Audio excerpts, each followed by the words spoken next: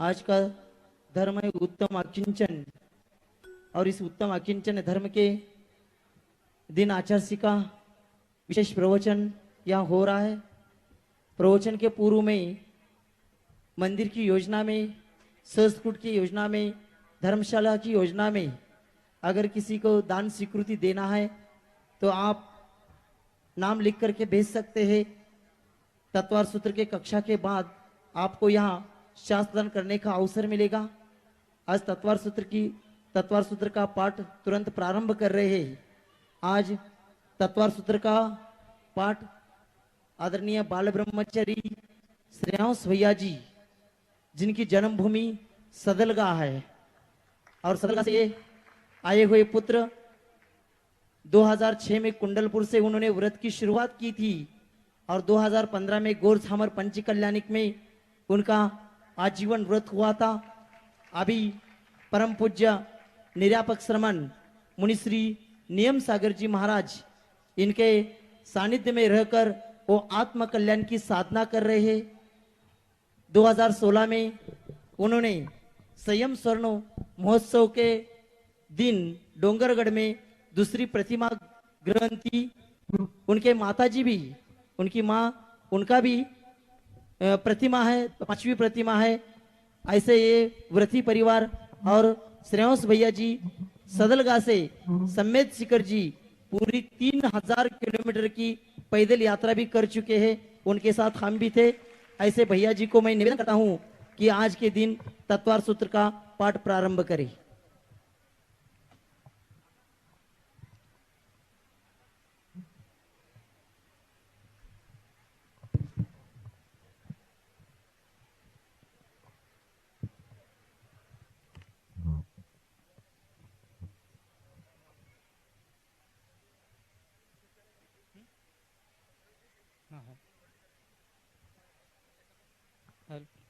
Hello,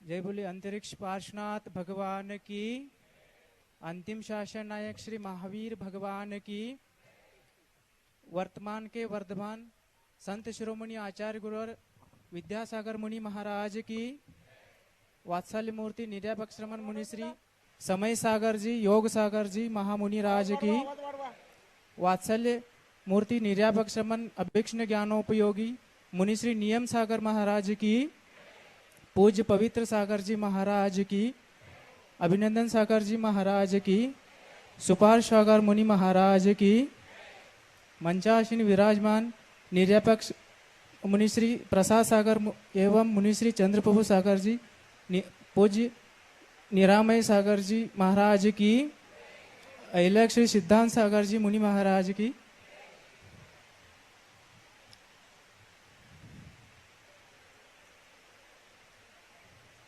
मोक्ष मार्गस्य नेतारम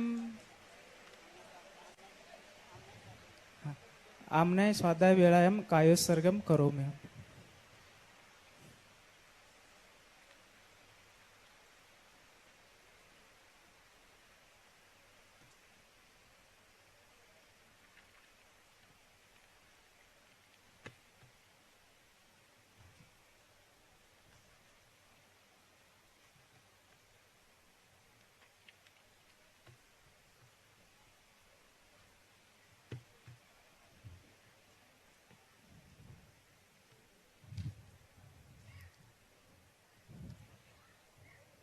मोक्ष मार्गस्य नेतारं भेत्तारं कर्म भूभृतां ज्ञातारं विश्वतत्त्वानां वन्दे तद्गुणलब्धये, वन्दे तद्गुणलब्धये।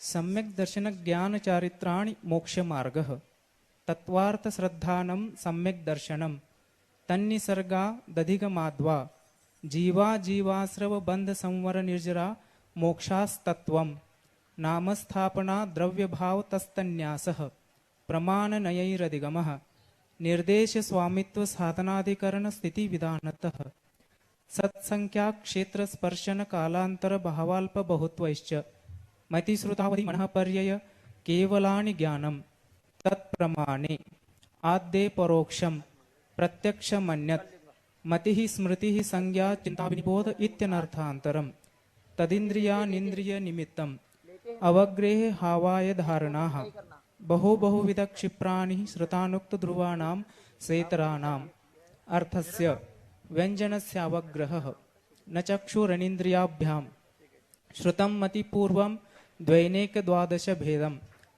भवप्रत्ययोवधिर्देवनारकाणां क्षयोपशम निमित्तः षड्विकल्पः शेषाणां ऋजुकुलमति मनः पर्ययः विशुद्ध प्रतिपाताभ्यां तद्विशेषः विशुद्धि क्षेत्र स्वामी विषयेभ्यो वधि मनः पर्ययोः मतिश्रुतयोर्निबन्धो द्रव्येष्व सर्व पर्यायेषु रूपीष्ववदेः तदनंत भागे मनः पर्ययस्य सर्वद्रव्य पर्यायेषु केवलस्य एकादीनि भाज्यानि युगपदे कस्मिन्ना चतुर्भ्यः मतिश्रुतावधयो विपर्ययश्च सदसतो रविशेषाद्यदृच्छोपलब्धे रुन्मत्वत् नैगम संग्रह व्यवहारार्जु सूत्र शब्द समभिरूढैवं भूता नयाः इति तत्वार सूत्रे प्रथमोऽध्यायः। नमो नमः।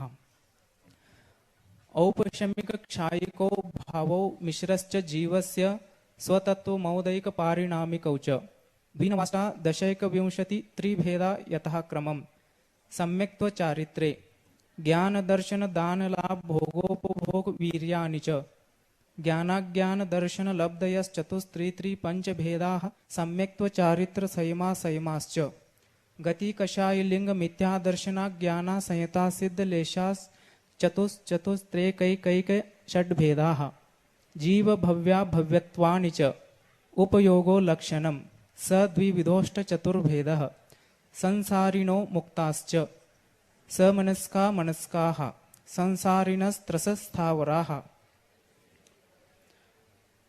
पृथिव्यप्तेजो वायु वनस्पतयः स्थावराः द्विन्द्रियादयस्त्रसाः पंचेन्द्रियाणि द्विविधानि निर्वृत्त्युपकरणे द्रव्येन्द्रियं लब्ध्युपयोगो भावेन्द्रियं स्पर्शन रसन घ्राण चक्षुः श्रोत्राणि स्पर्शरसगन्धवर्ण शब्दास्तदर्थाः श्रुतमनीन्द्रियस्य वनस्पत्यन्ता नामेकं कृमिपिपीलिका भ्रमर मनुष्यादीना मेकैक वृद्धानि संगिनः समनस्काः विग्रहगतो कर्मयोगः अनुश्रेणी गतिः अविग्रहा जीवस्य विग्रहवती च संसारिणः प्राक् चतुर्भ्यः एकसमया विग्रहा एकं द्वौ त्रीन् वानाहारकः सम्मूर्छन गर्भोपपादा जन्म सचित्त शीत संवृताः सेतरा मिश्राश्चैकशस्तद्योनयः जरायुजाण्डज पोतानां गर्भः देवनारकानाम् उपपादः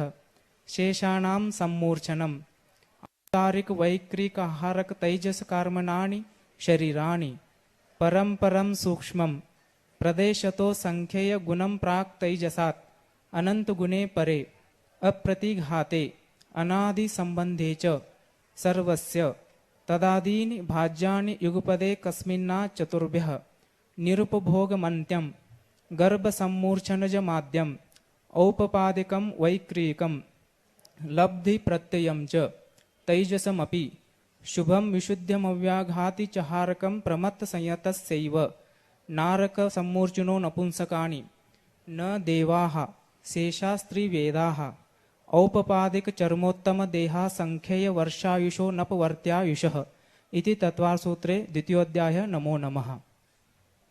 रत्नशर्करा बालुका पंक धूम तमो महातमः प्रभा भूमयो घनाम्बुवाताकाश प्रतिष्ठाः सप्ताधोदः तासु 30 पंचविंशति पंचदश दश त्रिपंचोनैक नरक शतसहस्र परिणाम देह वेदना विक्रियाः परस्परोदीरित दुःखाः संक्लिष्टा सुरोदीरित दुःखाश्च प्राक् चतुर्थ्याः तेष्वेक त्रिसप्तदश सप्तदश द्वाविंशति त्रयस्त्रिंशत् सागरोपमा सत्त्वानां परास्थितिः जम्बूदीप लवणोदादयः शुभनामानो द्वीपसमुद्राः द्विर्द्विर्विष्कम्बाः पूर्वपूर्वपरिक्षेपिनो वलयाकृतयः तन्मध्ये मेरुनाभिर्वृत्तो योजन शतसहस्रविष्कम्भो जम्बूद्वीपः भरत हैमवत हरिविदेह रम्यक हैरण्यवतैरावत वर्षाः क्षेत्राणि तद्विभाजिनः पूर्वापरायता हिमवन् महाहिमवन्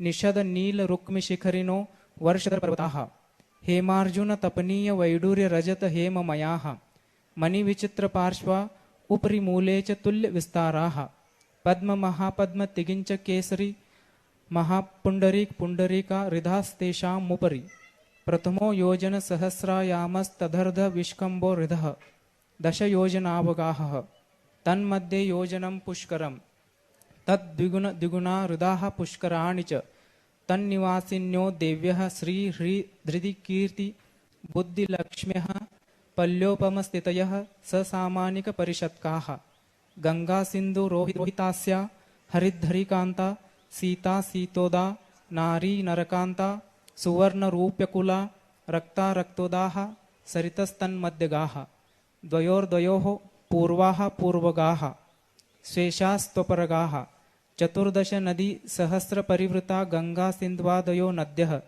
भरतः षड्विंशति पंचयोजन शत विस्तारः षट्चैकोनविंशति भागा योजनस्य तद्द्विगुण द्विगुण विस्ताराः वर्षदर वर्षा विदेहान्ताः उत्तरा दक्षिण तुल्याः भरतैरावतयोर्वृद्धि ह्रासो षट् समयाभ्याम् उत्सर्पिण्यवसर्पिणीभ्यां ताभ्यां परा भूमयो स्थिताः एकदवि त्रिपल्योपम स्थितयो हैमवतक हारिवर्षक दैव कुर्वकाः ततोत्तराः विदेहेषु संख्येय कालाः भरतस्य विष्कम्भो जम्बूद्वीपस्य 90% द्विर्धात्की खंडे पुष्करार्धे च प्राङ्मानुषोत्तरान् मनुष्याः आर्या म्लेच्छाश्च भरतैरावत विदेहा कर्मभूमयोन्यत्र देवकुरुत्तर कुरुभ्यः नृस्थिति परावरे त्रिपल्योपमान्तर मुहूर्ते तिर्यग्योनिजा नाम च इति तत्त्वार्थसूत्रे तृतीयोऽध्यायः। नमो नमः। देवाश्चतुर्णिकायाः आदितस्त्रिषु पीतान्तलेश्याः दशाष्टपञ्च द्वादश विकल्पाः कल्पोपपन्न पर्यन्ताः इंद्रसामानिक त्रायस्त्रिंश पारिषदात्मरक्ष लोकपालानीक प्रकीर्णकाभियोग्य किल्विषिकाश्चैकशः त्रायस्त्रिंश लोकपालवर्जा व्यन्तर ज्योतिष्काः पूर्वयोर्द्वीन्द्राः कायप्रविचारा आ ऐशानात् शेषाः स्पर्शरूप शब्दमनः प्रविचाराः परे प्रविचाराः भवनवासिनो सुरनाग विद्युत् सुपर्णाग्निवातस्तनितोदधि द्वीपदिक्कुमाराः व्यन्तराः किन्नर किंपुरुष महोरग गंधर्व यक्ष राक्षस भूत पिशाचाः ज्योतिष्काः सूर्या चंद्रमसो ग्रह नक्षत्र प्रकीर्णक तारकाश्च मेरु प्रदक्षिणा नित्यगतयो नृलोके तत्कृतः काल विभागः बहिरवस्थिताः वैमानिकाः कल्पोपपन्नाः कल्पातीताश्च उपर्युपरि सौधर्म ईशान्य सानत्कुमार माहेन्द्र ब्रह्म ब्रह्मोत्तर लांतव कापिष्ट शुक्र महाशुक्र शतार सहस्रारेश्वाणत प्राणतयोरारणाच्युतयोर नमसु ग्रैवेकेषु विजय वैजयंत जयंतापराजितेषु सर्वार्थ सिद्धौ च स्थिति प्रभाव सुख द्युति लेश्या विशुद्धिन्द्रियावधि विषयतोऽधिकाः गति शरीर परिग्रहाभिमानतो हीनाः पीत पद्म शुक्ल लेश्या द्वित्रिशेषेषु प्राग्रैवेकेभ्यः कल्पाः ब्रह्मलोकालया लौकान्तिकाः सारस्वतादित्यवहन्यरून गर्द तुषिताव्या बाधारिष्टाश्च विजयादिषु द्विचर्माः औपपादिक मनुष्येभ्यः शेषास्तिर्यज्ञोनयः स्थितिरसुरनाग सुपर्ण द्वीप शेषानां सागरोपम त्रिपल्योपमार्धहीनमिताः सौधर्मैशान्ययोः सागरोपमे अधिके सानत्कुमार मायेन्द्रयोः सप्त त्रिसप्त नवैकादश त्रयोदश पंचदशभिरधिकानि तु आरणाच्युता दूर्ध्वमेकैकेन नवसु ग्रैवेकेषु विजयादिषु सर्वार्थसिद्धौ च अपरापल्योपमधिकं परतः परतः पूर्वा पूर्वानन्तरा नारकानां च द्वितीयादिषु दशवर्षसहस्राणि प्रथमायां भवनेषु च व्यन्तरपरा लौकान्तिका नामष्टौ सागरोपमानि सर्वेषाम् इति तत्त्वार्थसूत्रे चतुर्थोऽध्यायः। नमो नमः। अजीवकाया धर्माधर्माकाशपुद्गलाः द्रव्याणि जीवाश्च नित्यावस्थितान्य रूपाणि रूपिणः पुद्गलाः आकाशादेक द्रव्याणि निष्क्रियानि च असंख्याः प्रदेशा धर्माधर्मैक जीवानाम् आकाशस्यानन्ताः संख्याश्च पुद्गलानां नानोः लोकाकाशवगाः धर्माधर्मयोकृत्स्ने एकप्रदेशादिषु भाज्यः पुद्गलानाम् असंख्येय भागादिषु जीवानां प्रदेशसंहारविसर्पाभ्यां प्रदीपवत् गतिस्थित्युपग्रहो धर्माधर्मयोरुपकारः आकाशस्यावगाः शरीरवाङ्मनः प्राणापानाः पुद्गलानां सुखदुःखजीवितमरणोपग्रहाश्च परस्परोपग्रहो जीवानां वर्तनापरिणामक्रियाः परत्वापरत्वे च कालस्य स्पर्शरसगन्धवर्णवन्तः पुद्गलाः शब्दबन्धसौक्ष्म्य स्थौल्यसंस्थानभेदतमश्छाया तपोद्योतवन्तश्च अनवः स्कन्धाश्च संगातेभ्यः उत्पद्यन्ते भेदादनुः भेदसंगाताभ्यां चाक्षुषः सद्द्रव्यलक्षणम् उत्पादव्ययद्रव्ययुक्तं सत् तद्भावाव्ययं नित्यम् अर्पितानर्पितसिद्धेः स्निग्धरूक्षत्वाद् बन्धः न जगन्यगुणानां गुणसाम्ये सदृशानां द्व्यधिकादिगुणानां तु बन्धेदिकौ पारिणामिकौ च गुणपर्ययवद् द्रव्यं कालश्च सोऽनन्तसमयः द्रव्याश्रया निर्गुणा गुणाः तद्भावः परिणामः इति तत्त्वार्थसूत्रे पंचमोऽध्यायः। नमो नमः।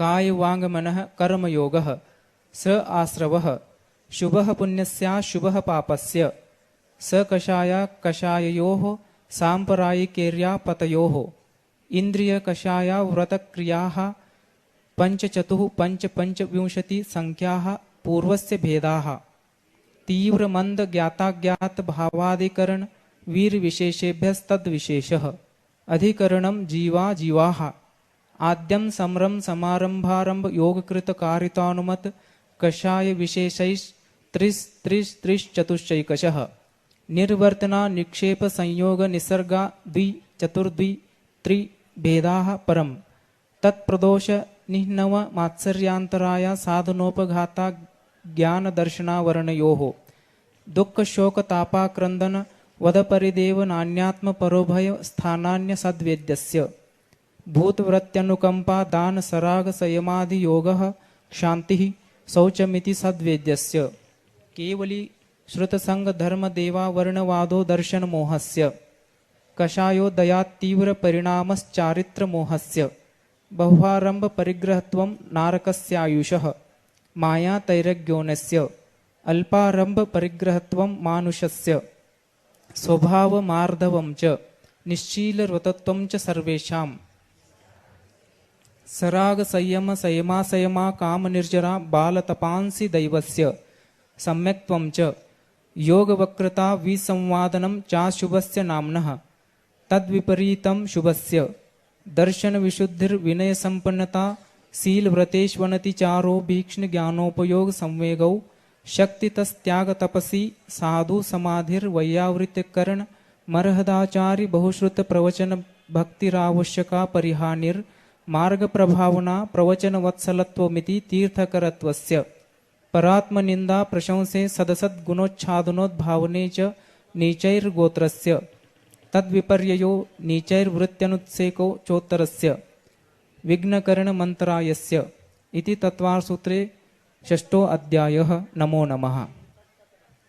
हिंसानृतस्तेया ब्रह्म परिग्रहेभ्यो विरतिर्व्रतं देश सर्वतोऽनुमहति तत्स्थैर्यार्थं भावनाः पंच वाङ् मनोगुप्तिर्यादान निक्षेपन समित्यालोकितपान भोजनानि पंच क्रोध लोभ भीरुत्व हास्य प्रत्याख्यानान्यनुवीच भाषणं च पंच शून्यागार विमोचिता वास परोपरोधाकरण भैक्षशुद्धि सधर्मा विसंवादाः पंच स्त्री राग कथा श्रवण तन्मनोहरांग निरीक्षण पूर्वरतानुस्मरण वृषेष्ट रस स्वशरीर संस्कार त्यागाः पंच मनोज्ञा मनोज्ञेन्द्रिय विषय राग द्वेष वर्जनानि पंच हिंसादिष्विहामुत्रापाया वद्यदर्शनम् दुःखमेव मैत्री प्रमोद कारुण्य माध्यस्थ्यानि च सत्वगुणाधिक क्लिश्यमाना विनेयेषु जगत्काय स्वभाव संवेग वैराग्यार्थम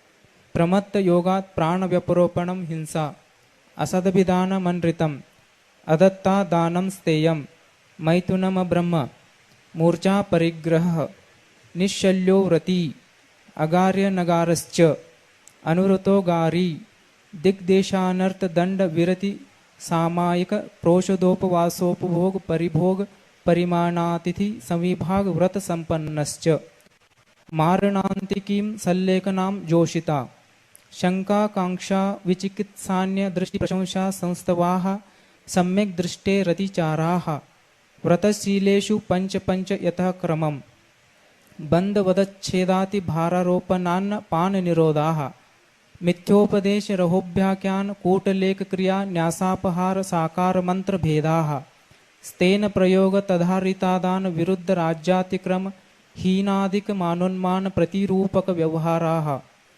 परविवाह करणे त्वरिका परिगृहिता गमनानंग क्रीडा काम तीव्राभिनिवेशाः क्षेत्रवास्तु हिरण्य सुवर्ण धन धान्य दासी दास कुप्य भांड प्रमाणाति क्रमाः ऊर्ध्वाधस्तिर्यग् व्यतिक्रम क्षेत्रवृद्धि स्मृत्यंतरा धानानि आनयन प्रेष्य प्रयोग शब्द रूपानुपात पुद्गल क्षेपाः कंदर्प कौत्कुच्छ मौखर्य समीक्षाधिकरणोपभोग परिभोगा नर्थक्यानि योग दुःप्रणिधानानादर स्मृत्यनुपस्थानानि अप्रत्यवेक्षिता प्रमार्जितोत्सर्गादान संस्तरोपक्रमणानादर स्मृत्यनुपस्थानानि सचित्त संबंध सम्मिश्राभिषव दुःपक्वाहाराः सचित्त निक्षेपापिधान पर व्यपदेश मात्सर्य कालातिक्रमाः जीवित मरणा संसा मित्रानुराग सुखानुबंध निधानानि अनुग्रहार्थम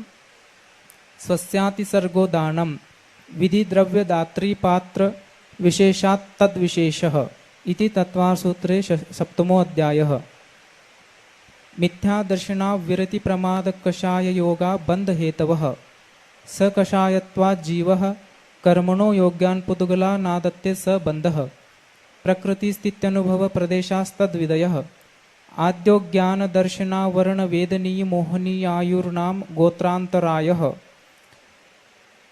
पंचनवद्यष्टा विंशति चतुर्द्वि चत्वार्विंशद्वि पंच भेदा यथाक्रमम् मतिश्रुतावधि मनः पर्यय केवलानां चक्षुरवधि केवलानां निद्रा निद्रा निद्रा प्रचला प्रचला प्रचला स्त्यानगृद्धयश्च सदसद्वेद्ये दर्शन चारित्र मोहनीया कषाय कषाय वेदनीयाख्या त्रि नव षोडश भेदाः सम्यक् तु मिथ्या तो तदुभयान्य कषाय कषायौ हास्य रत्यरति शोक भय जुगुप्सा स्त्री पुण्नपुंसक वेदा अनंतानुबंध्य प्रत्याख्यान संज्वलन विकल्पाश्चैकशः क्रोध मान माया लोभाः नारक तैरज्ञो न मानुष्य दैवानि गति जाति शरीरांगोपांग निर्माण बंधन संघात संस्थान सहनन स्पर्श रस गंध वर्णानुपूर्व्य गुरुलघुपघात परघाता तपोद्योतोच्छ्वास विहायोगतयः प्रत्येक शरीर त्रस सुभग सुस्वर शुभ सूक्ष्म पर्याप्ति स्थिरादेय यशः कीर्ति सेतराणि तीर्थकरत्वं च उच्चैर्नीचैश्च दान लाभ भोगोपभोग वीर्याणाम् आदितस्तिसॄणाम् अंतरायस्य च 30 सागरोपम कोटिकोट्यः परास्थितिः सप्ततिर्मोहनीयस्य विंशतिर्नाम गोत्रयोः 33 सागरोपमान्यायुषः अपरा 12 मुहूर्ता वेदनीयस्य नाम गोत्रयोरष्टौ शेषाणामन्तर्मुहूर्ता विपाकोऽनुभवः स यथा नाम ततश्च निर्जरा नाम प्रत्ययाः सर्वतो योग विशेषात् सूक्ष्मैक क्षेत्रावगाः स्थिताः सर्वात्म प्रदेशेष्वनन्तानंत प्रदेशाः सद्वेद्य शुभायुर्नाम गोत्राणि पुण्यम् अथोन्यत् पापम् इति तत्त्वसूत्रे अष्टमोऽध्यायः। नमो नमः। आश्रव निरोधः संवरः सगुप्त समिति धर्मानुप्रेक्षा परिशः जय चारित्रैः तपसा निर्जरा च सम्यग् योग निग्रहो गुप्तिः इरा भाषेश नादान निक्षेपोत्सर्गाः समितयः उत्तम क्षमा मार्दवार्जव शौच सत्य संयम तपस्त्यागा किंचन्य ब्रह्मचर्याणि धर्मः अनित्या शरण संसारैकत्वा न्यत्वा सुच्चाश्रव संवर निर्जरा लोकबोधि दुर्लभ धर्म स्वाख्या तत्वानुचिंतन मनुप्रेक्षाः मार्गाच्चवन निर्जरार्थम परिषोडव्याः परिशहाः क्षुत्पिपासा शीतोष्ण दंशमशक नाज्ञा रति स्त्रीचर्या निषेध्या शय्या क्रोश वध याचना लाभ रोग तृण स्पर्श मल सत्कार पुरस्कार प्रज्ञा ज्ञाना दर्शनानि सूक्ष्म सांप्राय छदमस्त वीतराग चतुर्दश एकादश जिने बादर सांप्राये सर्वे ज्ञानावरणे प्रज्ञा ज्ञाने दर्शन मोहांतरायो रदर्शना लाभो चारित्र मोहे नाज्ञारति स्त्री निषद्ध्या क्रोश याचना सत्कार पुरस्काराः वेदनीये शेषाः एकादयो भाज्या युगपदे कस्मिन् नैकोनविंशतेः सामायिकच्छेदोपस्थापना परिहार विशुद्धि सूक्ष्म सांप्राय यथाख्यातमिति चारित्रम् अनशनाव मौदर्य वृत्ति परिसंख्यान रस परित्याग विविक्त शय्यासन कायक्लेशा बाह्यम तपः प्रायश्चित्त विनय वैयावृत्य स्वाध्याय युत्सर्ग ध्यानान्युत्तरम् नव चतुर्दश पंच द्विभेदा यथाक्रमं प्राक् ध्यानात् आलोचना प्रतिक्रमण तदुभय विवेक व्युत्सर्ग तपच्छेद परिहारोपस्थापनाः ज्ञान दर्शन चारित्रोपचाराः आचार्योपाध्याय तपस्वी शैक्षक ग्लान गणकुल संग साधु मनोज्ञानाम् वाचना पृच्छनानुप्रेक्षामनाय धर्मोपदेशाः बाह्याभ्यन्तरोपद्योः उत्तम सहनन सैकाग्र चिंता निरोधो ध्यानमांतर मुहूर्तात् आर्त रौद्र धर्म शुक्लानि परे मोक्ष हेतु आर्त ममनोज्ञस्य संप्रयोगे तद्विप्रयोगाय स्मृति समन्वाहारः विपरीतं मनोज्ञस्य वेदनायाश्च निधानं च तदविरत देशविरत प्रमत संहितानां हिंसानृत स्तेय विषय संरक्षणेभ्यो रौद्र मविरत देश विरतयोः आज्ञापाय विपाक संस्थान विचयाय धर्म्यम् शुक्ले चाद्ये पूर्वविदः परे केवलिनः पृथक्त्वैकत्व वितर्क सूक्ष्म क्रिया प्रतिपाति विपरत क्रिया निवर्तीनि त्रेक योग काय योगा योगानाम् एकाश्रये सवितर्क विचारे पूर्वे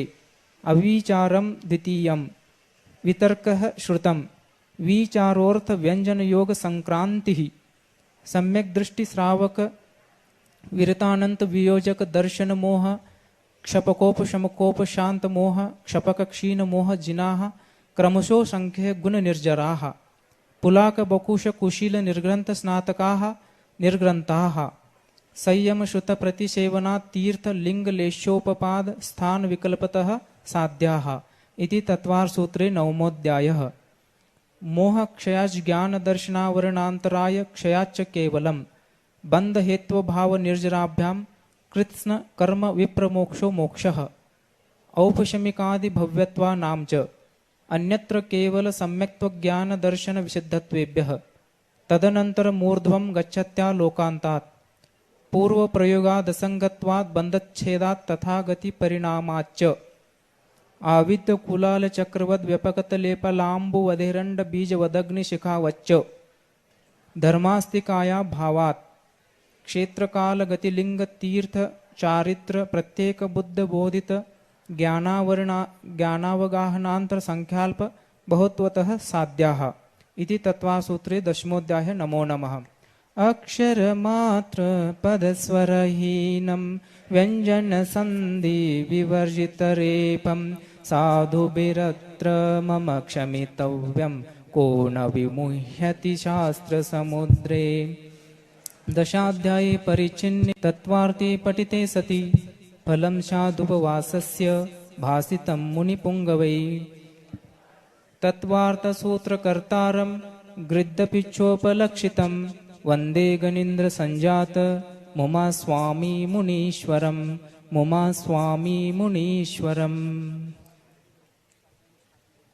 स्वाध्याय निष्ठापन वेलायाम काय सरगम करो में हम।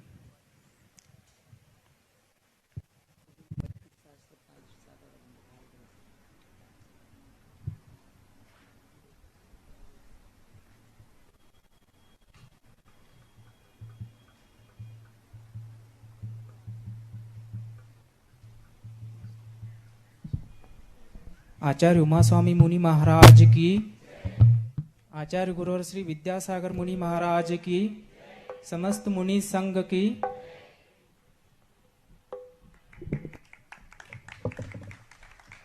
श्रेयांश भैया जी सदलगा निवासी, इन्होंने बहुत अच्छे से तत्पर सूत्र का अकिंचन धर्म और आज परिग्रह के प्रति जो ममता भाव है उसका त्याग करने का नाम अकिंचन है। इसलिए आज की इस अकिंचन धर्म के निमित्त से आप थोड़ा सा परिग्रह के प्रति ममता का त्याग करके शिरपुर अतिशय क्षेत्र में जो मंदिर निर्माण हो रहा है उसमें सहयोग दे सकते हैं और आपका नाम यहाँ भेजकर आचार्य जी को शास्त्र आदि कर सकते हैं। आज के प्रवचन बेला का प्रारंभ मंगलाचरण से कर रहे, मंगलाचरण के लिए निमंत्रित करते सौ नमिता जी शाह, अहमदाबाद निवासी।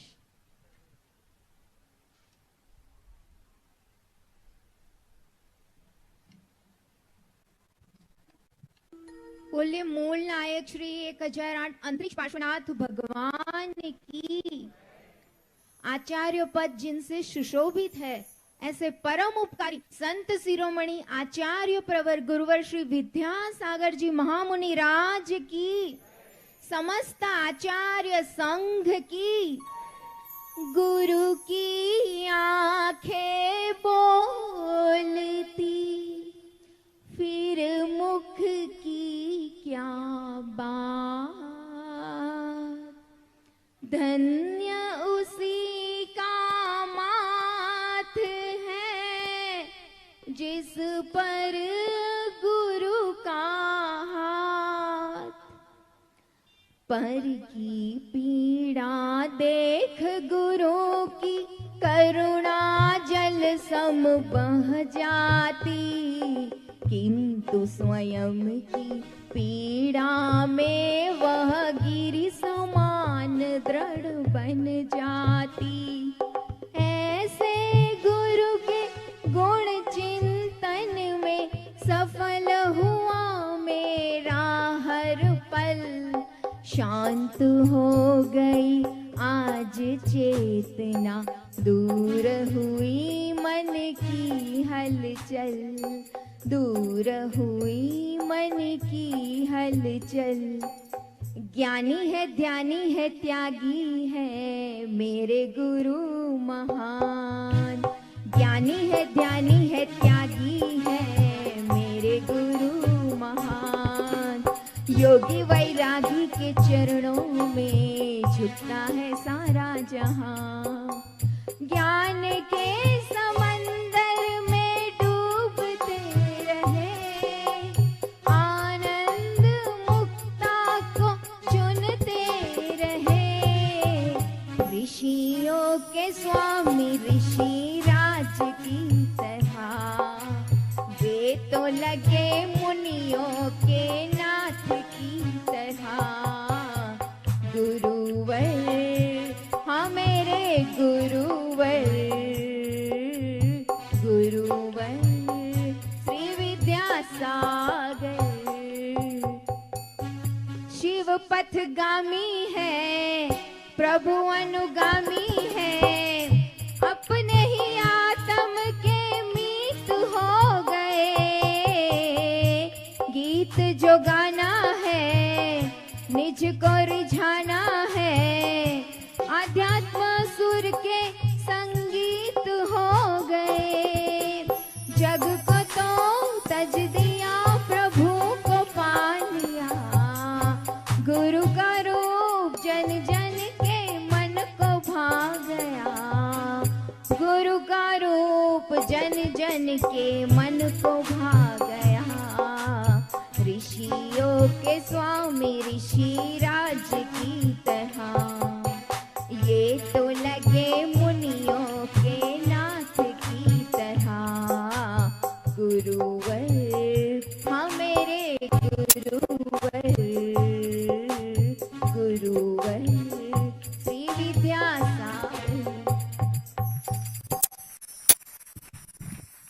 धन्यवाद। इन्होंने 10 उपवास भी किया है, उनके साधना को बहुत बंदा देते हैं। और एक मंगलाचरण है कुमारी हर्षिता जी रावंका, सुपुत्री कमल रावंका ब्यावर, राजस्थान निवासी। इन्होंने प्रथम प्रयास में ही सीए बोलिए मूल नायक श्री 1008 अंतरिक्ष पार्श्वनाथ भगवान की। आचार्य पद जिनसे सुशोभित है, ऐसे परम उपकारी संत शिरोमणि आचार्य प्रवर गुरुवर श्री विद्यासागर जी महामुनि राज की, समस्त आचार्य संघ की। गुरु की आंखें बोलती, फिर मुख की क्या बात। धन्य उसी का माथ है, जिस पर गुरु का हाथ। पर की पीड़ा देख गुरु की, करुणा जल सम बह जाती। किंतु स्वयं की पीड़ा में वह गिरि समान दृढ़ बन जाती। ऐसे गुरु के गुण चिंतन में सफल हुआ मेरा हर पल। शांत हो गई आज चेतना, दूर हुई मन की हलचल। दूर हुई मन की हलचल।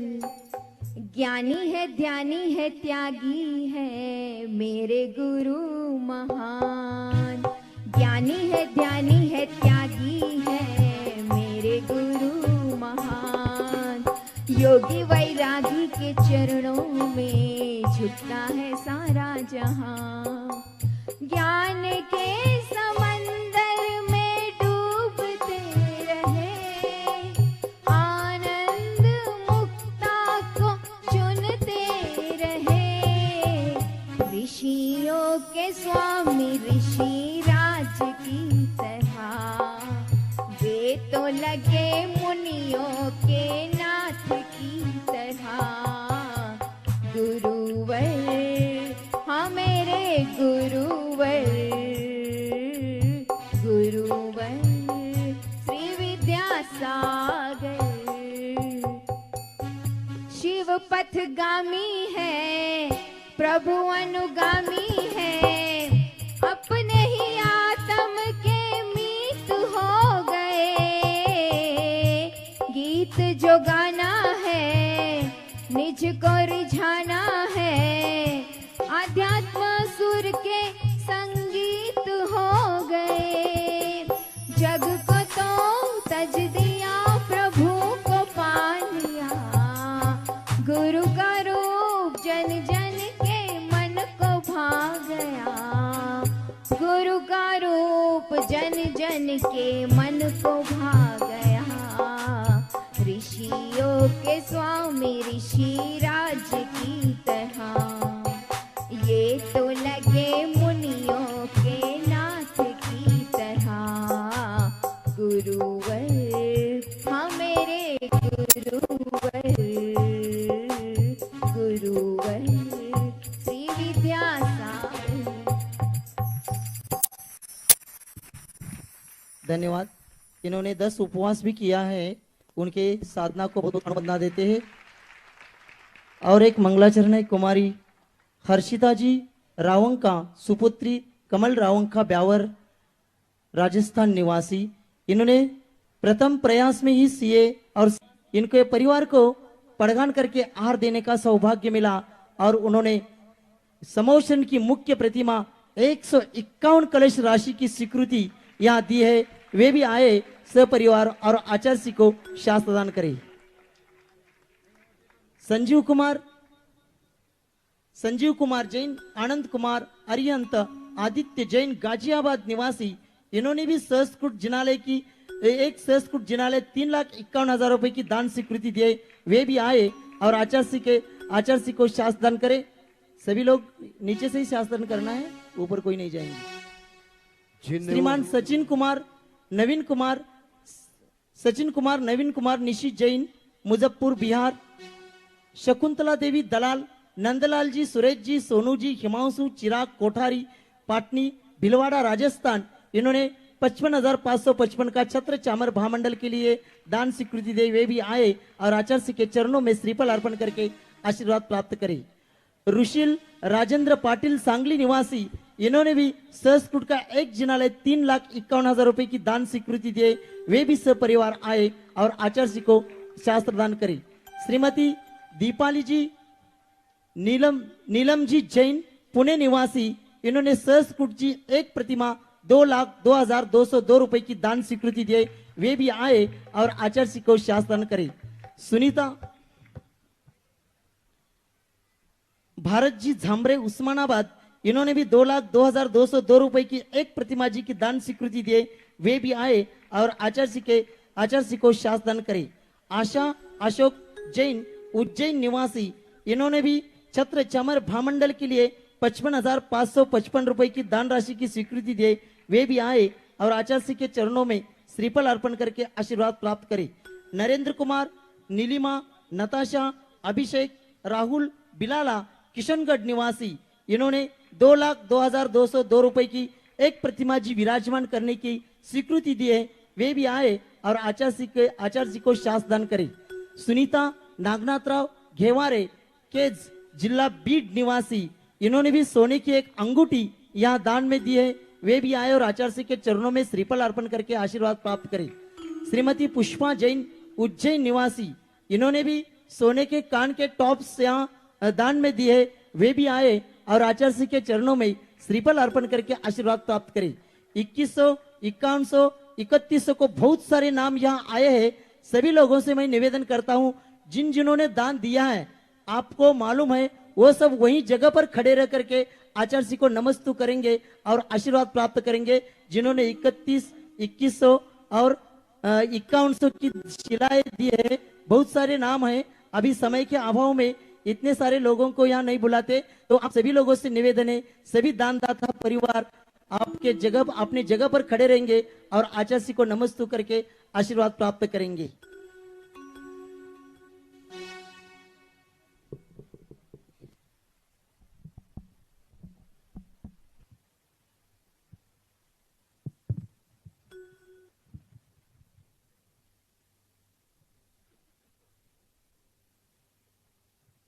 आचार्य जी के चरणों में त्रिवार नमस्तु करते हुए निवेदन करते, आज के उत्तम अकिंचन धर्म पर हम सब लोगों को उद्बोधित करें। नमस्तु भगवान, नमस्तु भगवान, नमस्तु। ओम नमः सिद्धेभ्यः, ओम नमः सिद्धेभ्यः, ओम नमः सिद्धेभ्यः।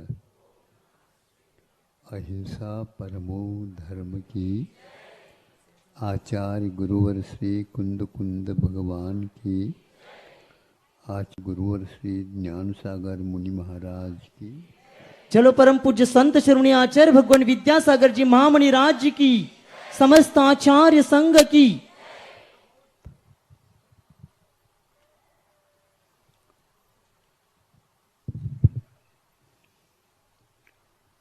आकिंचन शब्द की उत्पत्ति न किंचित अभी वर्तते यस्य, जिसके पास कुछ भी नहीं रहा है उसको आकिंचन्य बोलते हैं।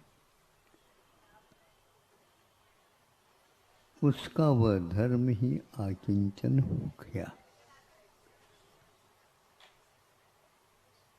कोई एक गरीब है, भिक्षा मांग कर के खाता है, वह भी आकिंचन है, किंतु उसके पास इस निद्रा तत्व के विषय में कोई भी लाभ नहीं है। दोनों एक से होते हुए भी एक के लिए धर्म का साधक और एक के लिए भिक्षुक मात्र या भिखारी जिसको बोलते हैं, सुनने में भी और बोलने में भी अच्छा नहीं लगता, किंतु इसको भिक्षु कह सकते हैं। जिस प्रकार भिक्षुक साधु भिक्षा के लिए उठते हैं,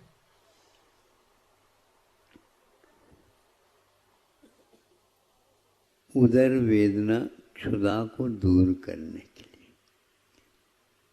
मुख्य रूप से यही प्रचलन है।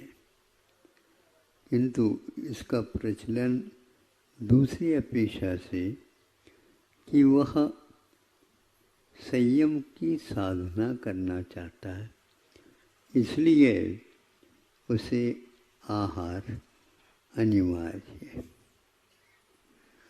वैयावृत्ति करना चाहता है, इसलिए उसके लिए वो वैयावृत्ति के लिए योग्य शरीर हो, कुछ क्षमता हो तो ये कर सकता, नहीं तो नहीं। आगे जाकर के भक्त प्रत्याख्यान होना है, उस समय हम लोगों की कड़ी परीक्षा होने वाली है। अभी से तैयार हो जाएगी। जो व्यक्ति दूसरी प्रतिमा भी लेता है, उसके लिए भी संलेखना व्रत बताया गया। प्रतिमा दे दो महाराज, प्रतिमा दे दो, ऐसा कहते हैं लोग। मैं ये सोचता हूँ कि माहौल चल रहा है, कितनी प्रतिमा चाहिए? 5। कमेटी के पास जाओ,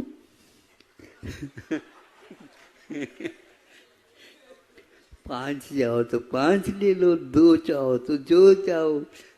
अब वो कहते हैं नहीं महाराज, आपके पास प्रतिमा है, हमें लेना है, आप ही दे दो।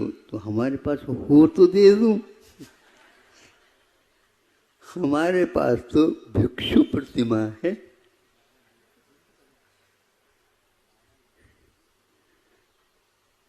बात तो समझ में आती। प्रतिमा का अर्थ मेरे भी होता है, और प्रतिमा का अर्थ एक प्रकार से एक से लेकर के 12 प्रतिमा तक प्रतिमा होती। अब अपने को ये देखना है, ये आकिंचन को रखने की क्या आवश्यकता है।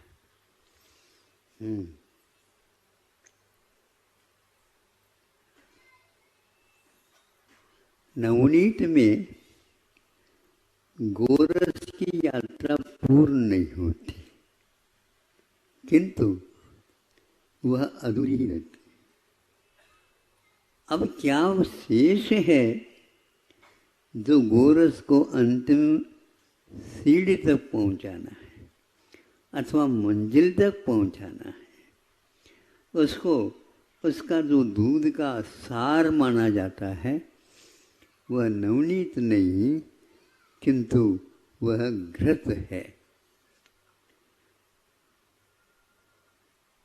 मराठी में उसको तूप म्हणतात।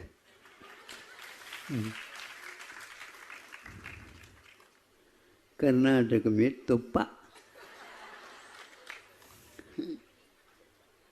ये भाषाएं हैं, इसको कहते ही या सुनते ही याद हो जाता है, इसकी यात्रा पूर्ण हो गई।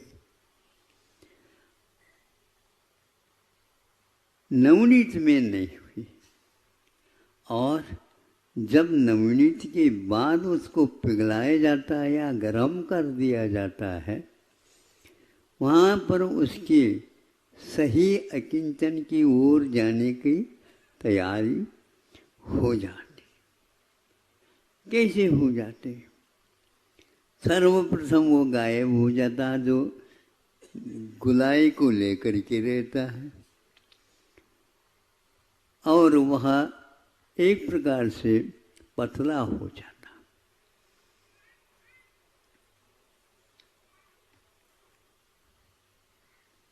जैसे जैसे उसको तपाया जाता है, तपाने के लिए अग्नि भी अपनी तरफ से हो जाती है, जिस किसी भी आग के माध्यम से उसको तपाया नहीं जाता।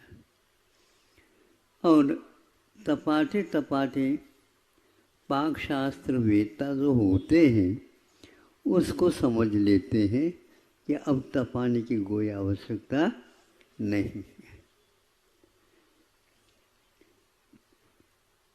तब तक ये तो घर में तपाया जाता, तपाते हैं, लेकिन उस मोहल्ले में ही ज्ञात हो जाता है कहीं न कहीं घी तप रहा है।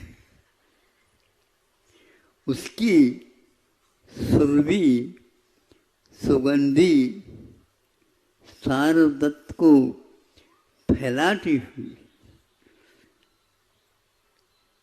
अब नाक में वह चली जाती है, डाले बिना भी ज्ञात होता है कि हाँ ये घी पूर्ण तप गया है। किंतु जब तक उसमें कुछ कसर रहता है तपने में, तब तक सुगंधी फूटती नहीं। ये पक्की बात है। इसलिए उसकी गंध का परिचय हुए बिना आप उसको तपा नहीं सकते। कहाँ पर हम रुके? यही हाल लगभग अपने गन्ने का रस को तपा करके गुड़ बनाया जाता। हर एक व्यक्ति चाशनी बना नहीं सकता। चाशनी समझते हो? हाँ हाँ, तो वह चाशनी बनाना उसी व्यक्ति को समझ में आता है जो व्यक्ति वर्षों तक इस कार्य को संपादित किया है।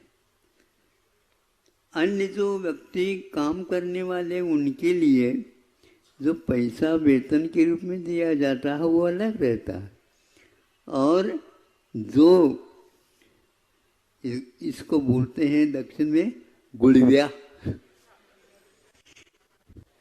गुड़ को तैयार करने की क्षमता जिसके पास है और वह उस रस को तपाता हुआ उस कड़ाव या बड़ा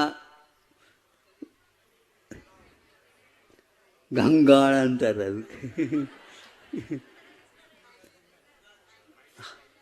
काली काई कड़ाव भी बोलते हैं, बड़ी कड़ाव समझ लो, क्योंकि उसके लिए भी हैंड वगैरह कहीं लगा हुए रहते हैं और उससे ही वह परिक्रम करता रहता है। हाथ में झाड़ी लेकर के, पानी पीने का नहीं, झाड़ी दक्षिण में उसको बोलते हैं, जो एक प्रकार से उसके सारे छेद रहते हैं, उसके माध्यम से वह उसको बार बार करता जाता परिक्रम लगाता है। हम सोचते हैं ये गुड़ बनना बहुत कठिन है, इसकी परिक्रमा भी लगानी पड़ती।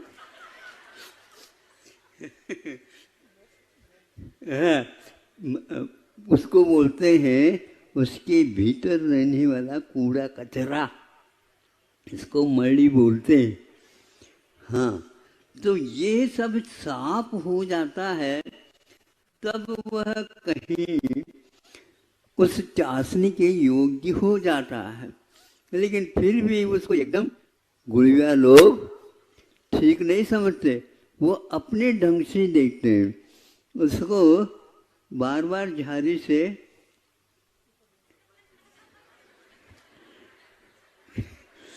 ये क्या कर रहे हैं, मेहनत कसरत। फिर बाद में याद हुआ वो उससे टपकता है, वो जब तक टपकेगा तब तक चाशनी नहीं बनी, और वो टपकना बंद करके एक तार हो जाता है लगातार, जिसको बोलते हैं वो टूटते ही नहीं, यूं नीचे तक आ जाता है। यह एक प्रकार से घी बनाने से पूर्व में की स्थिति है लगभग, किंतु घी में से जब वह पूरा पूरा कचरा नीचे जिस बर्तन में तपाया उसको चिपक जाती।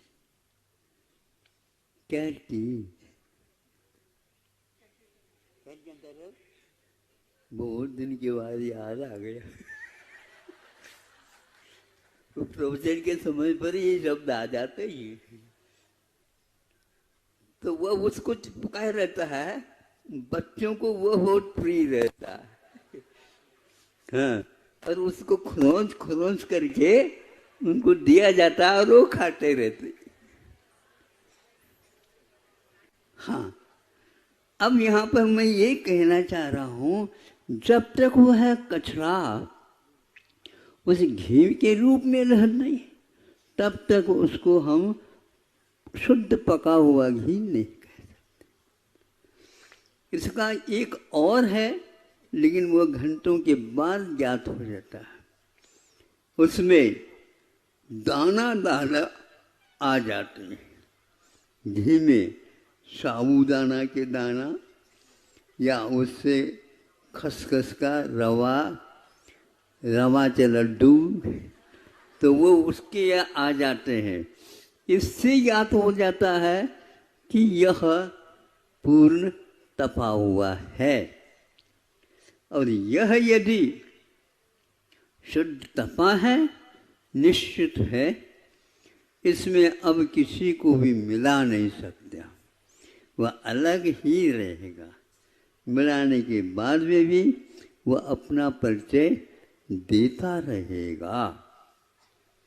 इसलिए घृत और आकिंचन धर्म में बहुत अंतर है। घृत बन जाता है तो ब्रह्मचर्य को भी पार कर जाता है। इसी को बोलते हैं ब्रह्मचर्य। ब्रह्मणि चर्या यस्य इति ब्रह्मचर्य। ब्रह्मा में ही जिसकी चर्या यानी रमना होता है, उसका नाम ब्रह्मचर्य बोलते हैं। आज वह दिन है जिसको आकिंचन बोलते हैं। अभी ब्रह्मचर्य आप किसने कहा कि परिग्रह छोड़ने के बाद, अरे अभी परिग्रह कहाँ है, मुनि महाराज बना है वो। उसके लिए आकिंचन का अर्थ ये है, उपकरणों को भी आचार्यों ने परिग्रह के रूप में स्वीकारा, लेकिन कब तक? जब तक कि उपकरण चाहिए तब तक। आहार को भी उपकरण माना, किंतु बाद में आहार लेने की क्षमता समाप्त हो जाती है, उस समय भक्त प्रत्याख्यान एक प्रतिक्रम के रूप में मान लेते हैं। इसको भी जब तक छोड़ोगे नहीं, तब तक आपका कल्याण पूर्ण नहीं होगा। इसलिए कि उपकरण में क्या आते हैं? पीछी है, कमंडलू है, शास्त्र है, और भी तत्संबंधी जो सहायक तत्व होते हैं, उनका भी त्याग किया जाता है। आप लोग भी करना चाहें तो कर सकते हैं। हाँ, यह भी एक प्रकार से परिग्रह बाह्याभ्यंतरोपद्यो हो, ये सूत्र आता है 9वें अध्याय में। ये बाहरी जो 10 परिग्रह हैं, उनका तो त्याग शुरुआत में ही हो चुका है।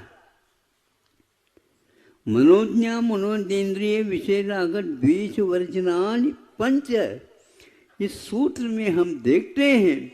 लेकिन इसके उपरांत भी क्या कसर है?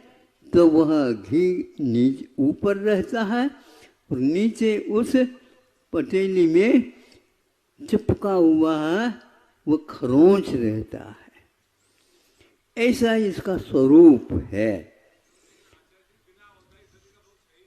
हाँ, तो औदार्य शरीर होते भी आचार्य कहते हैं, ये जब तक काम करता है तब तक इससे हम काम लेंगे। फिर बाद में हम मन का काम नहीं करते। कभी मन से काम हम लेते हैं, कान पकड़ करके कहते हैं हमने वेतन देने का संकल्प लिया था और आपने संकल्प ये लिया था मैं योग्य कार्य करता रहूंगा, और फिर भी आपको वेतन बढ़ाना होगा। फिर भी हम कहते हैं तुम काम बहुत अच्छे करने होंगे। बिल्कुल करेंगे। जिस दिन वह कर्मचारी काम करना बंद कर देता है, क्यों बंद हो ही जाता है, तो वह कहता है कि अब मेरे लिए हम ऐसी सरकार की सेवा नहीं करते। सरकार से पूछ लो, क्योंकि हमारे भी यही है, जब तक ये करेगा तो ये करेगा, अंत में कहेंगे अब भक्त प्रत्याख्यान। अब भोजन के भी त्याग और इन साधनों का भी त्याग धीरे धीरे क्रम से आगम में उल्लेख मिलता है। पीछे भी, अब पीछे उठाने की जब क्षमता हाथ में नहीं रही, आपको उठाने के लिए 2 महाराज और चाहिए। ऐसी स्थिति में क्या करेंगे बताओ? हाँ? 2 महाराज और चाहिए, उनको रखा, लेकिन उनसे कोई नौकरी नहीं कराते। उनको वैयावृत्ति सिखाना है और उनको भी वैयावृत्ति सीखना, क्योंकि हर एक व्यक्ति के जीवन में ये घटित होने वाला है। आप लोग कृतकृत्य तो होते हैं, कृतकृत्य करने योग्य कार्य पूर्ण कर चुके हैं। सब बच्चों को व्यवस्थित अपने कार्यों में लगा दिया, और बच्ची कन्या है तो उनको अपने स्थान पर भेज दिया विवाह करके। अब कौन रहा? अब मान लीजिए पत्नी पहले से गई, ऐसे भी परिवार रहता है ना। अब हम क्या करेंगे? उन्होंने भी ये संकल्प लिया था, जब तक आप हैं तब तक आपके साथ में रहूंगी, नहीं है तुम हम भी भक्त प्रत्याख्यान आप करते रहो, हम उससे पहले चले जाते। तो इसलिए कि शास्त्राधिक का भी संस्तर आदिक का भी न संस्तरो भद्र समाधि साधनम न लोक पूजा न संग मेलन न संस्तरो स्मान तृणम न मेजने। हाँ, अब ये इस प्रकार ये द्वात्रिंशिका में 2 कारिका आ जाती हैं, उसमें सब बातें आ चुकी हैं। यहाँ तक कि ख्याति लाभ पूजा से भी दूर रहना है तो यह डिंडोरा मत पीटो, जिन्होंने संलेखना ली है। हाँ, क्योंकि यह वह भी एक प्रकार से ख्याति लाभ पूजा की ओर जाना संलेखना व्रत में दोष है।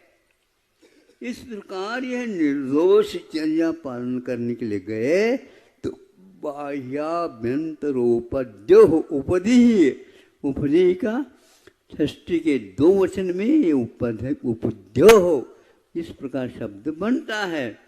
इसलिए आप लोगों को समझना है आकिंचन धर्म में एक प्रकार से वह यही अभ्यास करता रहता है। आहार त्यागना है, त्यागने से पूर्व में वह कुछ सीमा बना करके उसका त्याग करता चला जाता है। सर्वप्रथम का त्याग कर देता है। सर्वप्रथम वह गरिष्ठ का त्याग पहले कर चुका था, अब वह वो भी त्याग करता करता करता अंत में आ जाता है। तो इसका भी मैं त्याग क्रमशः करूँगा। रत्नगढ़ श्रावकाचार्य में 2-3 कारिकाओं में इसका उल्लेख संक्षेप किंतु बहुत रहस्यमय दिया गया है। मुराद मुझे संलेखना में क्या करना है, पहले सुमंतभद्र महाराज जी को पूछ लो। श्रावकों के लिए उन्होंने बहुत बड़ा उपकार किया।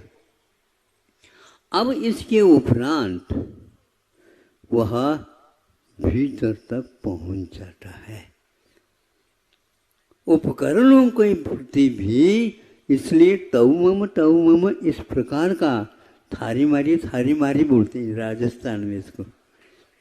हाँ, मारी नहीं उसमें, मारी मैंने हमारी, थारी मैंने तुम्हारी, तो ऐसा होता है। तो थारी मारी बोल का अर्थ ये है मेरा तेरा जो चलेगा तब तक तो बर्तनों में आवाज आती रहेगी। जब शरीर ही अपना नहीं है तो फिर थारी मारी किसके लिए बता रहे हो? बताओ, बोलो। हाँ, बोलो कुछ भी नहीं है। यहाँ तक कि परिवार को भी छोड़ दिया, नारी छोड़ दी। आप कैसे जो है आपने संकल्प लिया था, अरे हम जब उत्पन्न हुए उस समय से एक नारी थी। वह क्या थी? डॉक्टर लोग समझ ले। जब साथ देने वाली अंतिम क्षण तक उस नारी को भी हमने छोड़ दी तो तुम कौन होती हो? ये बीच में जाएगी। हमारे कोई भी इसके साथ संबंध नहीं है। महाराज इस प्रकार होता तो हम शादी नहीं करते। किसने जबरदस्ती करवाया क्या? जबरदस्ती हो गई? नहीं, जबरदस्ती नहीं करना चाहिए, ये स्वार्थ आ जाएगा। इसलिए ऋषभनाथ भगवान ने ब्राह्मी और सुंदरी को जबरदस्ती से कुछ नहीं कहा, इतना कहा कि यह ऐसा रिवाज है, ऐसी परंपरा है, तुम देख लो। नहीं, हम इसी परंपरा का पालन करेंगे। और ठीक है, शाबाश, ऐसे कह करके उन्होंने उनका उत्साह बढ़ा दिया। और वह युग के आदि में कहीं भी कोई गए नहीं और रह गए। आकिंचन का अर्थ कुछ भी मन में अटकाव भटकाव नहीं होना चाहिए। समझ में बात आ रही है? बिल्कुल। अब सूपा में जब साफ करते हैं तो धीरे धीरे उसको फटकार दीजिए। एकदम फटकारते नहीं, धीरे धीरे फटकारना। किसी को एकदम फटकार दो तो वह भाग जाएगा। उसको धीरे धीरे पुचकारो, फिर बाद में धीरे धीरे नीचे से फटकार दो और वह सामने आकर के गिरेगा, सामने आकर के गिरेगा। और जो ठोस है वह पीछे अपने आप रह जाएंगे। यह विधि एक प्रकार से बहुत महत्वपूर्ण है। तीसरा एक और है, उदाहरण तो हमारे पास बहुत है, लेकिन आपको समझ में बात आनी चाहिए। समझ में आ रही कि नहीं आ रही? इस उदाहरण के द्वारा और आ जाएगी। जैसे अब दूध की यात्रा प्रारंभ होती है और घी बनाना नहीं तो क्या करना? व्यंजन बनाना। व्यंजन बनाओ तो दूध को टपाया, उसमें मलाई इत्यादि आ गई, लेकिन उसमें उस मलाई का भी उपयोग नहीं करना।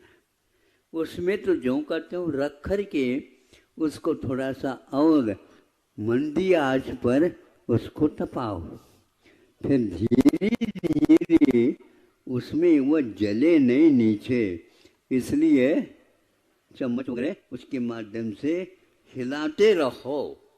वह घूमता रहे दूध कड़ाव में या जो पात्र है उसमें। करते करते करते करते वह व्यक्ति उसको कलाकंद से भी ऊपर ले आए। ये भी एक कला है, नहीं समझे? हाँ, अब एकदम पेड़ा नहीं आता महाराज, पीढ़ी हो जाती तब कहीं जाकर के पेड़ा बनता है। अब वह धीरे धीरे ऊपर उठ गया, कलाकंद भी हो गया। अब धीरे धीरे बीच में एक और आता है, उससे पहले बासुंदी नहीं, महाराष्ट्र वालों को इसका परिचय अच्छा है। राजस्थान में कैसे मिलेगा? हाँ, फिर इसके उपरांत यात्रा उसके आगे होती, फिर वह खोआ बनने को होता है। लेकिन यह जो निष्णात होता है उस खोए को भी सफ़ेद ही रख देता है, उसमें ललाई नहीं आती। ये कला है। इस प्रकार करते करते वह एक प्रकार से कहाँ तक गया? खोआ। इसको आप लोग बोलते हैं खोया। क्या खोया? दूध को खोया, बासुंदी को खोया, कलाकंद को खोया, और क्या खोया? रबड़ी को खोया, मलाई को खोया, सब कुछ खोया, तब जो है वह खोआ हो गया। अब उसको भी खोना है। अब उसमें अनुपात से व्यवसाय नहीं करो, किंतु तैयार करना है उसको। तो उसमें बूरा या चाशनी जो कुछ भी है विधि उसके अनुसार मिलाया जाता। फिर बाद में वह बेचा जाता है अथवा उसका स्वाद लिया जाता। तो इस प्रकार जब करते हैं उसमें से पानी का अंश पूर्णतः जब समाप्त हो जाता है तो वह खोआ। बाकी दूध आदि सब खोते चले गए हैं, लेकिन मूल स्वरूप में उसमें पानी भी था, उसको भी खोना पड़ेगा। अब उसको भी जब खोते हैं तो उसके उपरांत पानी भी पीना आवश्यक होता है। नहीं है तो पहले में चलता था, अब नहीं चल पाएगा। ये शरीर को भी इस प्रकार सुखाना है और खोवे तक ले जाना है। सुन रहे हो? हाँ, मोटा ताजा मत बनो। नहीं समझे? किंचन धर्म की बात सुनने के लिए बैठे हो, हम ऐसे नहीं छोड़ेंगे तुम लोगों को। करो। किंचन का अर्थ है सब कुछ जब रसों का त्याग होगा ना, अपने आप ही कहेगा जो आप कहो उसके लिए हम तैयार है। बिल्कुल चर्बी फिरवी कुछ नहीं है। ये सब जो है ना पाल रखा है। नहीं महाराज, इसके बिना हमारा जीवन कैसा होगा? यदि रस वगैरह नहीं लेंगे तो हम सूख जाएंगे। आप इसको सुखाना के लिए कहा है। ये जैसे जैसे सूखता चला जाएगा सुख पास आता जाएगा। अभी तो सुख सूख रहा है उधर दूर तक। आप कौन सा करना चाहते हो? आप लोगों को प्रशिक्षण अच्छा मिला है ताली बजाने का। अब ये करना पड़ेगा। इन दोनों हाथों का उपयोग कैसा किया जाता है? तो ऐसा किया जाता है। ये भगवती आराधना में उदाहरण दिया है। हमारे उदाहरण जितने भी होते हैं वह अनुभूत उदाहरण होते हैं। अच्छा लग जाए तो ले लो, नहीं है तो हमारे तो वापस दे दो। एक काम में आएगा आपको। यदि करना है तो विधि तो यही है। इस प्रकार शरीर को हम सुखा नहीं रहे हैं, किंतु पानी को जिस प्रकार सुखाना अनिवार्य है खोआ बनाने के लिए, पेड़ा बनाने के लिए, उसी प्रकार इस शरीर के प्रति मोह ममत्व कितना है क्या? नहीं। दूसरे को मत दिखाओ, आप अपने मन को पूछो, हे मन ये बता दे इसमें क्या कमी रह रही है? तो सब कुछ कमी रह रही है, लेकिन ये सूखता जा रहा है। हमारे नसीब में भी सूखना तो बढ़ रहा है क्या? मन कहता है नहीं, मैं तो हमेशा ताज़ा रहूँगा। बेटा ऐसा नहीं रहा जा सकता, क्योंकि इसी के अधीन सब कुछ है। धीरे धीरे तपाता हुआ जिस प्रकार खोआ बन गया, उसी प्रकार इसके प्रति ममत्व है क्या नहीं, अपने आप ही ज्ञात होता चला जाता। तब कहीं जा करके आकिंचन शेष रह जाता है। नहीं, कुछ भी नहीं बचा है। तो अब क्या बचा है? प्राण, आयुष, कर्म, इंद्रियां काम करना बंद कर दिया, मन अब कुछ भी उसको समझ में, पूर्व कौन सा और पश्चिम, ये भी नहीं कि रात है क्या दिन है, ये भी ज्ञात नहीं होता। जब एक एक महीना उपवास हो जाते हैं उस समय, हाँ समय हो गया है, आपको देना है क्या नहीं देना है? क्या देना? जलाधिक जो रह गया है उसको भी क्रम से घटाते घटाते आइए, नहीं समझे? फिर घटाते आने के उपरांत उसमें पान आ जाता है। स्वामी सोहंत भद्र महाराज ने सिक्त से उठाता है और असिक्त से वह यात्रा करता हुआ और वह लपसी इत्यादि के साथ यात्रा करता हुआ अंत में केवल खरपान में जल अथवा तक्र रखता है, और तक्र के बाद वह केवल जल रखता है, और जल को नियम संलेखना के अंतर्गत में ले लेते हैं।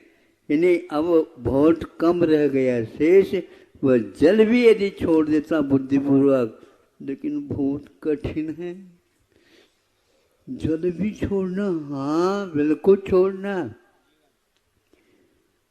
तब कहीं जा कर के अपने आप शरीर की कांति दीप्त दीप्त तप है, तप्त तप है, महातप है। मन का कोई उपयोग ही नहीं है, अपने आप ही सूख जाता है। जैसे तेल समाप्त हुआ और बाती रह जाती है, कोई पूछताछ करता ही नहीं बाती को, क्योंकि जब तक तेल था तब तक तो प्रकाश आदि होता था। इस प्रकार इसके लिए धैर्य पूरा का पूरा चाहिए, साहस पूरा का पूरा चाहिए।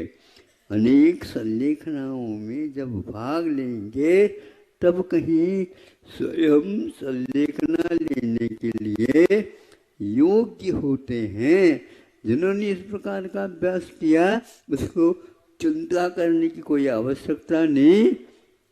उसकी भी संलेखना गुरु जी ने कहा था वो अवश्य होगी, लेकिन लक्ष्य जब तक नहीं बनाओगे तब तक ये संभव नहीं है।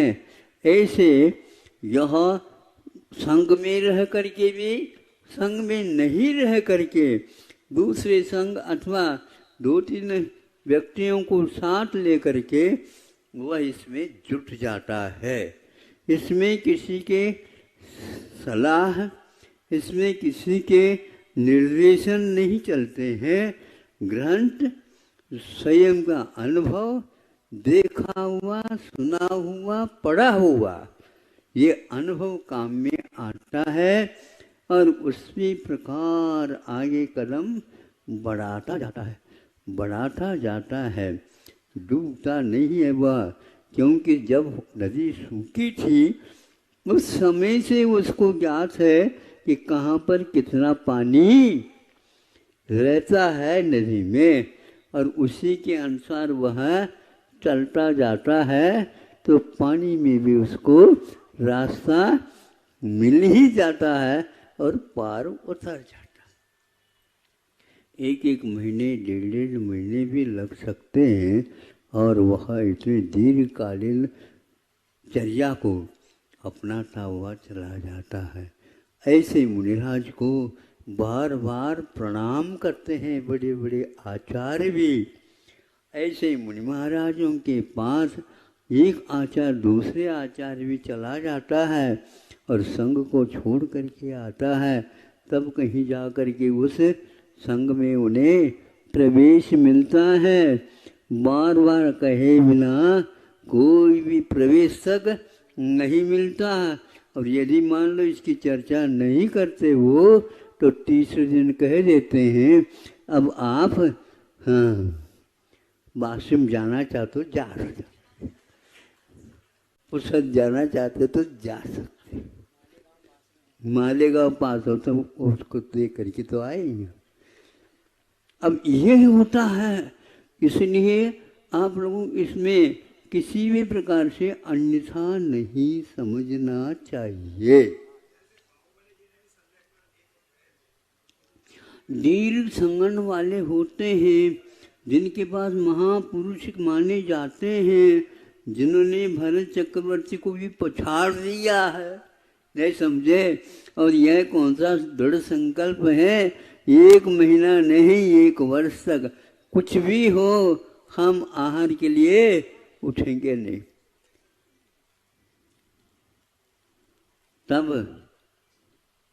तब क्या है मन में, ये तो कवियों ने लिखा है। यदि उनके पास यदि शल्य था तो वृषभनाथ भगवान के पास उससे 1000 गुना शल्य था, क्योंकि 1000 वर्ष के बाद उन्हें केवल ज्ञान हुआ। इनको तो 1 ही वर्ष में हो गया। हाँ, ये शल्य फिल्य जो है ना, ऐसे कहा जाता है, हो भी तो यही इसी का नाम तो शल्य है। कोई भी हो 1000 वर्ष तक उनके पास भी शल्य था। कई सामायिक दीर्घ सामायिक हो गए, लेकिन उनको भी केवल ज्ञान नहीं हुआ। क्यों नहीं हुआ कोई बताए नहीं जाता है, तो अपने आप ही ज्ञात होता चला जाए। अपना कर्तव्य क्या है वो आप करते चले जाओ, निश्चित रूप से रास्ता मिलेगा। इस प्रकार 2-3 उदाहरणों के माध्यम से यह बात स्पष्ट हो जाती है।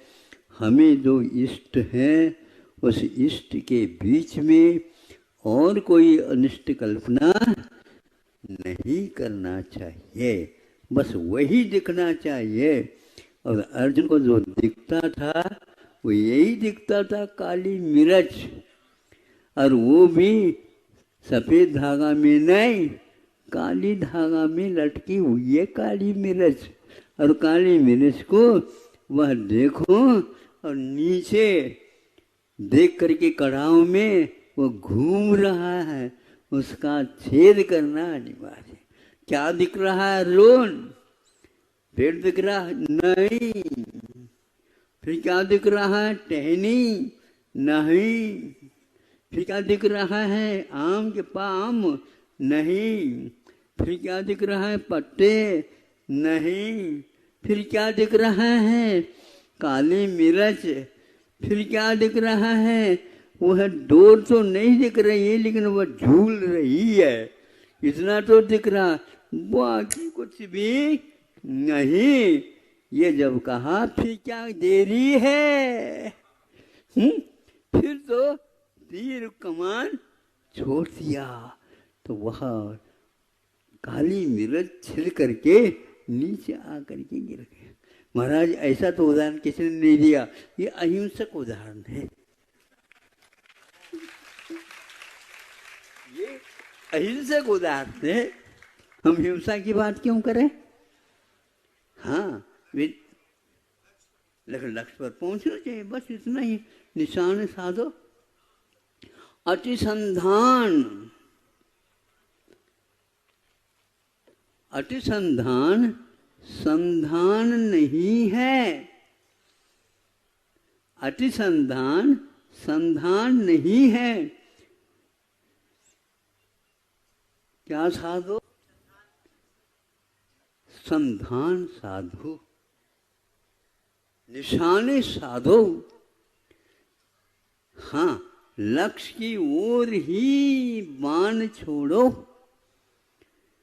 शब्द बिहरी भी बाण होते हैं, तो शब्द की आवाज जहां पर आ रही है उस ओर देखने की कोई आवश्यकता नहीं, बाण चढ़ा दिया और उस दिशा में छोड़ दिया, वह जहां से शब्द निकल रहा था वह छूट जाएगा।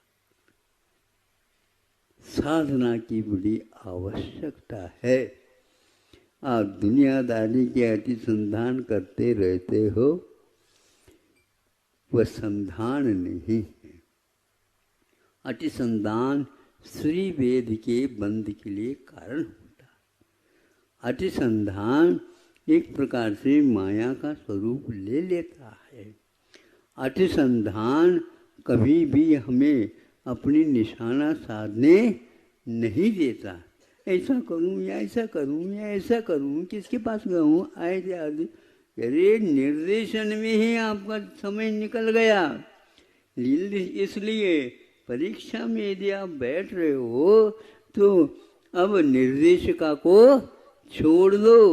यहाँ तक कि वह अपने कक्षा के जो गुरु होते हैं उनको भी छोड़ना पड़ता है, तभी कहीं आपको परीक्षा देने के लिए अनुज्ञा मिलती है। तो आग के लिए अब सोच दो क्या करना है। एकमात्र एक रात रह गई है, कल तो आप 4 तो बज गया आपका। कितने 2-3 उदाहरण सुन करके, एक तो चाशनी का उदाहरण हो गया, एक खोआ का उदाहरण हो गया, और कौन सा हो गया,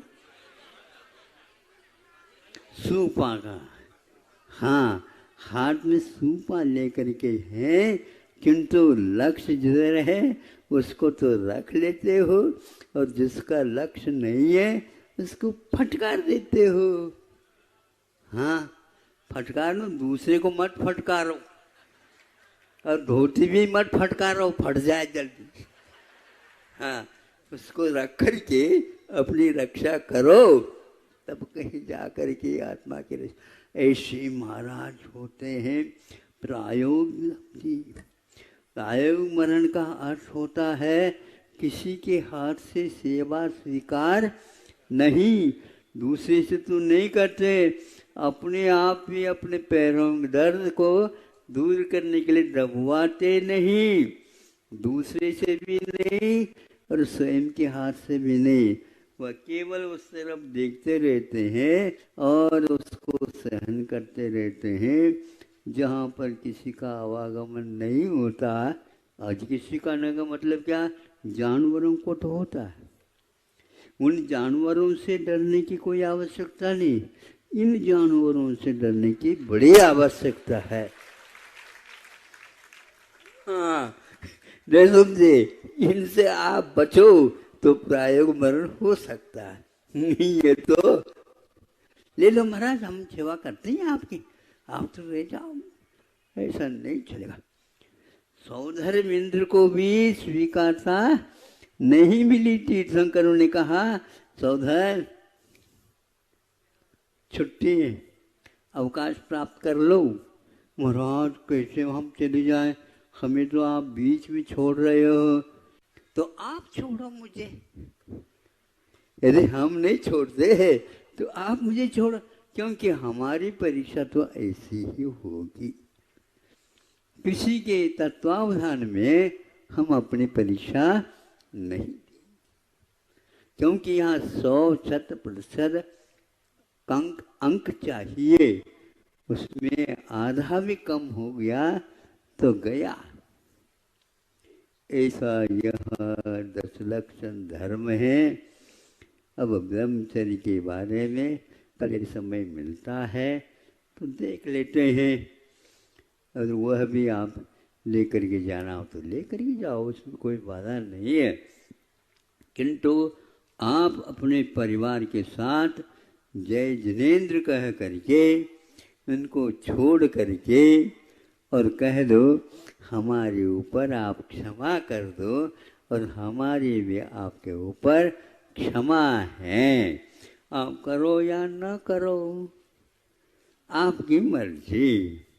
हमारे तो अर्जी थी इसलिए ज़्यादा समय नहीं लगाना। उसमें किसी प्रकार का भटकाव है ही नहीं। अब जब मोह ही छोड़ना है तो बच्चों को बार बार क्या कहना। वो भी तब तक अपने आप ही बहुत समझदार हो जाते हैं बच्चे। महाराज अभी पिताजी अब क्या करने वाले हैं अपने आप धीरे धीरे मालूम पड़ जाता है। धीरे धीरे अपनी चाबी को आपने उनके पास दे दिया, बेटा इसको सुरक्षित रखना है। हाँ, जैसे हमारे से भी ज़्यादा आपको कमाना हो सकता है, इसलिए हमारी कमाई को नहीं देखना और तुम स्वयं कमाते रहना, लेकिन हमें याद नहीं करना। राजा राणा छत्रपति हाथी के असवार, मरना सबको एक दिन अपनी अपनी। हाँ, अब नंबर आने से पूर्व में बाजी लगा दो और शोर मत देखो। वह तो आना निश्चित है, किंतु हम उसके आने से पूर्व में अपने आप को ऐसे बनाएं दोबारा ये शरीर न मिले और इसके बाद हम जन्म जरा मृत्यु से दूर हो जाएं। इतना ही पर्याप्त है।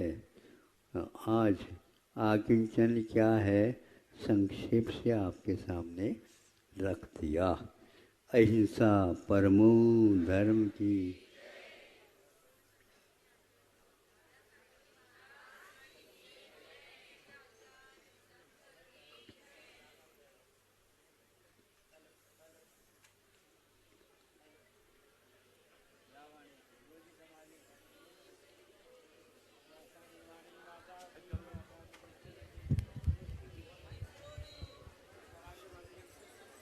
हेलो।